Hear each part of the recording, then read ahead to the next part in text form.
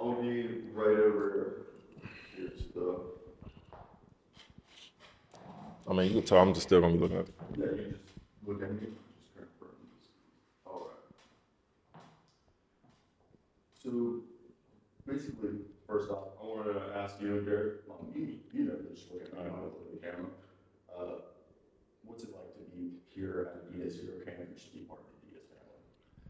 For one, it's dope coming over and seeing the kids work hard and seeing how dedicated they are and seeing how big some of these kids are. It's kind of unreal. Let me know that the game is like growing, it's evolving into a totally different game, a positionless game. And I'm happy that I came in when I came in because being 6'3", it ain't it no more. In your retirement, you mentioned that the next chapter you were looking to chase dreams and growth. Yes, sir. Can you maybe elaborate on what that next chapter entails for you? Oh, just self knowledge, self identity, and self revelation. Just those three keys of figuring out who I am as a young man, with like retiring early, with a lot of life ahead of me, and making sure that I'm a very strategic with how I move, with how we place these projects out, and really just showing who I am as a person instead of just what people perceive and think of me as just being an athlete or just a hooper. There we go. Like you said, you just close one chapter and open the Yeah, next. come on, man. You talking to chess leagues, other verticals I don't want to talk about because I probably get sued, but big shit, man. For young athletes facing, challenges or adversity, Yeah. A, what's some advice you would give them to help them persevere? And post-retirement, what plans do you have to remain involved in basketball? To the young guys that's out there, it's three levels to everything. I mean, not to everything, but the three levels that you must get by if you want to hoop in the NBA. The NBA stands for No Boys Allowed. The three levels: the good, the bad, the ugly. The ugly, of course, is a surgery or some death in the family or whatever. The bad, of course, like bad teammates, etc. Blah blah blah. And the good, of course, everybody can deal with the good, the awards, the achievements, and all that. But if you could get through the first two things that I said, the ugly and the bad, as far as like surgeries and et cetera, mental health problem, all that, if you could stay focused, because it's all mental. If you could stay focused, you will be able to make it and have a long career. And what was the second thing? And what are your plans to stay involved with basketball post-retirement? And staying involved is me doing what I'm doing now, coming over here to Eurocamp, showing love to the kids, talking to the kids, and letting them pick my brain. While I'm here, went over earlier, was talking to them about pick and roll and how you need to stay attached on pick and roll. And that's something that the kids need to hear because I heard it for X amount of years dealing with tips. So if I could help them, or at least put it on their mind now so that once they do get the NBA coach, they know exactly what they have to do once they practice. It's really cool. That's Yeah. down. That's a fact.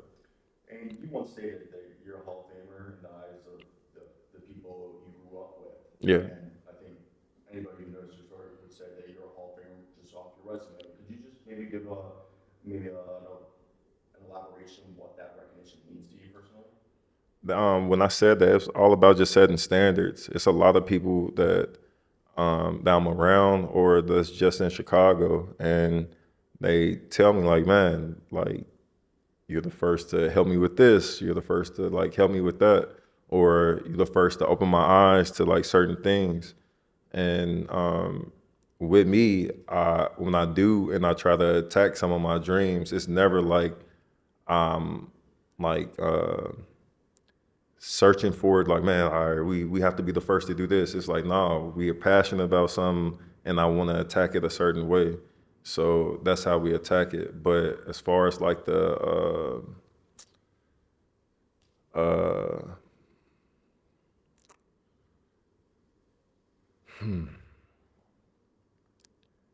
what was the question again? Just what's it mean to be, the recognition of being, future Hall of Famer? I wouldn't.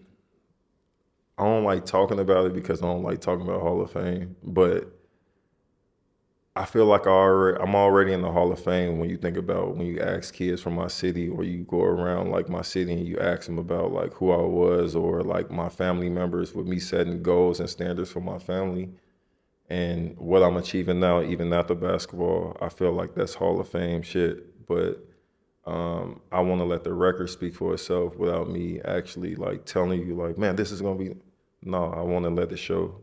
And the stuff that we did prior to me retiring, like the retirement video, like the Rose video, like the Sox pitch video, like that's something that no other hooper didn't do yet. So I feel like that's creating a lane, and that's Hall of Fame worthy. It's really cool. And speaking of creating lanes, you're youngest MVP, and you dealt with several adversities from injuries and just personal challenges. Speaking on the injuries, did you ever like, as from I know mentally you went through it, but did you ever ask the doctor, be like, why is this happening, or even just question yourself, like, Damn. why is this happening? I never asked the doctor like why my injuries were happening. They're just give me a reasoning, but I asked God that numerous times. But I really, after a while, I stopped asking. I knew I had to roll with the punches, and that's part of being from Chicago. Like, hey, if I can make it out of here, I can make it anywhere.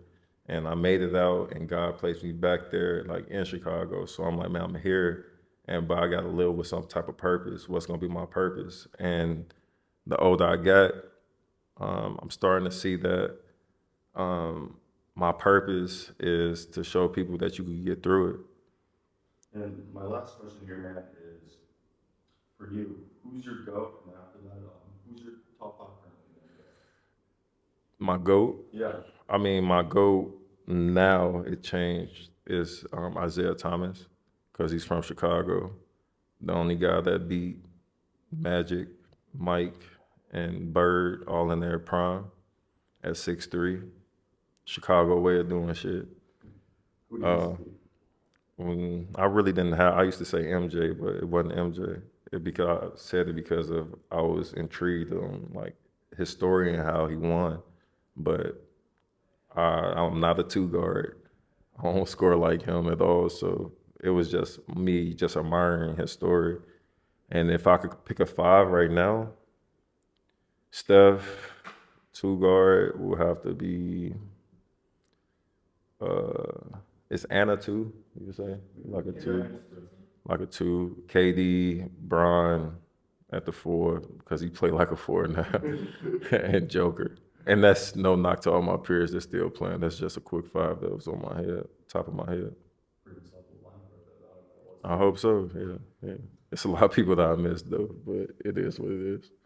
That's a reaction. Damn, my bad, Shay. Damn, I ain't even throw Shay in there, bro. Shay, my bad, Shay, man. My bad. Like I said, no disrespect, bro. That's everything. That's everything. All right. Appreciate you, bro. Love, bro. No, likewise, man. Making that shit easy. Thanks.